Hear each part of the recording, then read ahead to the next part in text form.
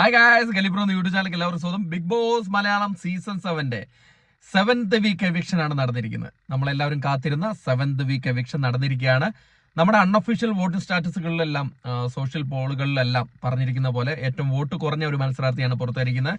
അത് മറ്റാരുമല്ല, റന ഫാത്തിമയാണ്. ഇനി റന ഫാത്തിമയുടെ കൂടെ വേറെ ആരെങ്കിലും ഉണ്ടോ ഇല്ലയോ എന്നൊക്കെ നമ്മൾ ഉടൻ തന്നെ അറിയിക്കുന്നതായിരിക്കും.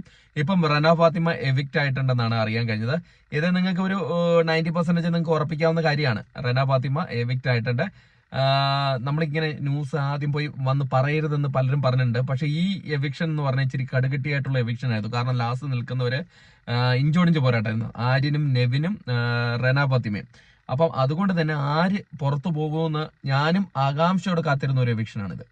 അപ്പൊ എന്തായാലും നമ്മുടെ വോട്ടിംഗ് റിസൾട്ടുകളിൽ പറഞ്ഞ അതേ രീതിയിൽ തന്നെ റന ഫാത്തിമ, ഏറ്റവും വോട്ട് കുറഞ്ഞ മത്സരാർത്ഥിയായ റന ഫാത്തിമ ബിഗ് ബോസ് ഹൗസിൽ നിന്ന് പടി ഇറങ്ങി എന്നാണ് അറിയാൻ കഴിഞ്ഞത്. അത് നിങ്ങളുമായിട്ട് ഷെയർ ചെയ്യാനാണ് വന്നിരിക്കുന്നത്. അപ്പോൾ കൂടുതൽ അപ്ഡേറ്റുകൾ അറിയാനായിട്ട് നമ്മുടെ ചാനൽ സബ്സ്ക്രൈബ് ചെയ്യുക. വീഡിയോ ഇഷ്ടപ്പെട്ടെങ്കിൽ ലൈക്ക് ചെയ്യുക. അപ്പോൾ അടുത്തൊരു വീഡിയോ ആയിട്ട് ടാറ്റ ബൈ.